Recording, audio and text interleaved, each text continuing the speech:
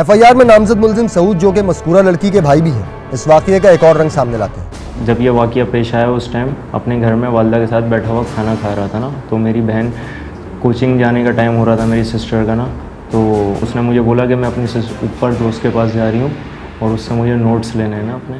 तो मैं खाना खा चुका तो आई नहीं वो, तो मैं फर्स्ट फ्लोर पर रहता हूँ, जिस एसबी में रहता हूँ ना, वो 3 मंजिल एसबी है। तो मैं फर्स्ट फ्लोर पर रहता हूँ, सेकंड फ्लोर पर पहुँच के मैंने आवाज़ मारी अपनी सिस्टर को कि जल्दी नीचे आओ, कहाँ हो।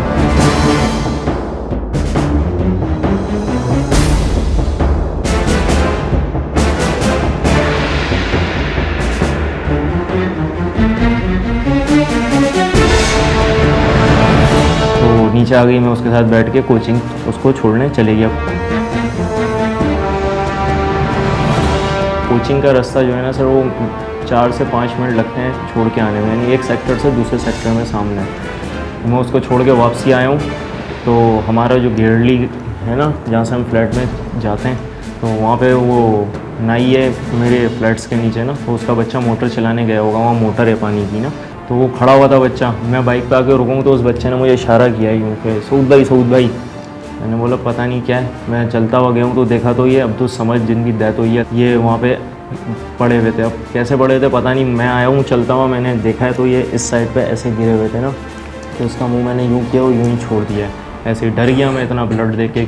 तो मेरे अब्बू हजाम की दुकान पर बैठे हुए थे ना, तो खत बनवा रहे थे, बाल कटवा रहे थे ना, तो मैं भागता हूँ उनके पास आया हूँ कि अब्बू वो देखो बच्चा पड़ा हुआ है, मेरे से देखा नहीं जा रहा है उसको बिल्कुल भी, ये बोला। और मेरे साथ ही चक्की है, चक्की की दुकान है, यानी आटा चक्की है, उनको ये बोला है मैंने कि भाई ये बच्चा, और उन्हीं के आटा चक्की वालों के साथ ही मैं भागा लड़के के साथ एम्बुलेंस ले लेना। सामने टाउन हॉल है हमारा, वहाँ पर एम्बुलेंस होती है, उनको एम्बुलेंस का बोला है और वापसी आया हूँ। तो इतने लोगों ने उन बच्चों को उठा के, और दूसरे जो वहाँ पे थे, हमारे घर के सामने एक आगा हॉस्पिटल है ना, छोटा सा, यानी कि इतना वो नहीं है, तो वहाँ पे उसको पहुँचा दिया लड़के को। तो जब मैं एम्बुलेंस को बोल के मैं और वो लड़का चक्की वालों का बेटा वापसी आए, तो वो वहाँ पहुँच चुका था अस्पताल। तो वहाँ से फिर जब मैं पहुँचा तो मेरे पीछे ही फ़ौरन एम्बुलेंस आ गई, तो उसको उसमें उठाया और पटेल भेज दिया। जिन्होंने एफआईआर कटवाई उन लोगों ने बताया कि आपने ऊपर से धक्का दिया उसको? नहीं सर। आपने अचानक अपनी बहन को देखा होगा? नहीं और सर। आपको देख के गुस्सा चढ़ गया और आपने धक्का दे दिया? नहीं सर। सर मैंने आपको बताया ना कि मैं फर्स्ट फ्लोर पर रहता हूँ, सेकंड फ्लोर पर पहुँच के मैंने आवाज़ मारी है, मैं थर्ड तक गई ही नहीं हूँ। जब मैंने उसको आवाज़ मारी है ना, तो वो मेरी सिस्टर नीचे आई है भागती हुई, और मैं उसको लेके पर घर में भी नहीं आया ना, और निकल गए बाहर से, समझ रहे हैं। और उसने भागने की कोशिश की है मेरी आवाज़ सुन के, जहाँ तक मेरा ख्याल पड़ता है वो इस चक्कर में गिर आ गया। उसको आइडिया नहीं हुआ है क्या हुआ है, या अल्लाह, मैंने तो इतनी दुआएं की हैं उसके लिए सर कि या अल्लाह उसको ज़िंदगी दे दे तो ये मेरी मुसीबत ही सॉल्व हो जाती, लेकिन अब उसको जो मंजूर है सर, मैं क्या कर सकता हूँ। पहले दिन जब टीम में नकाब ने सऊद से मुलाकात की तो उसने हमें बताया कि उसने नीचे खड़े खड़े ही अपनी बहन को आवाज़ दी थी। उसकी वजह उसने ये बताई कि जो उसकी बहन थी वो अपने दोस्त के पास गई थी, और क्योंकि ये ख़वातीन से बात करते हुए थोड़ा हिचकिचाता था, इस वजह से इसने नीचे से खड़े खड़े ही आवाज़ दी थी अपनी बहन को। लेकिन जब दूसरे दिन सऊद से टीम में नकाब ने मुलाकात की तो उस वक्त क्रॉस क्वेश्चनिंग के दौरान ये बात सामने आ गई कि सऊद की 2 गर्लफ्रेंड्स मौजूद हैं। इस तरह उनकी पहली ये बात की तरदीद हो जाती है कि वो ख़वातीन से बात करते हुए हिचकिचाते हैं, और उन्होंने नीचे खड़े होकर ही अपनी बहन को आवाज़ दी थी। मुलजिम सऊद ने जो बयान दिया उसके मुताबिक उन्होंने जब नीचे से अपनी बहन को आवाज़ दी तो समझ जो है वो घबरा के और भागने की कोशिश की उन्होंने, और इसी घबराहट में वो नीचे गिर गए।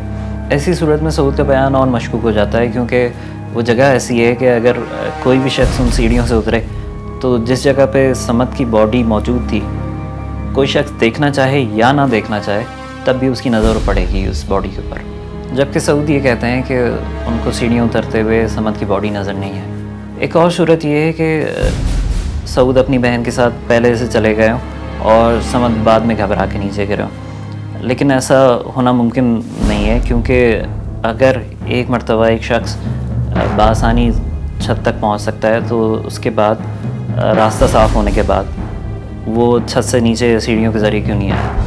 इस केस के 2 ही यानी शाहिद हैं, एक अब्दुल समद खुद और दूसरे लड़की फसिया।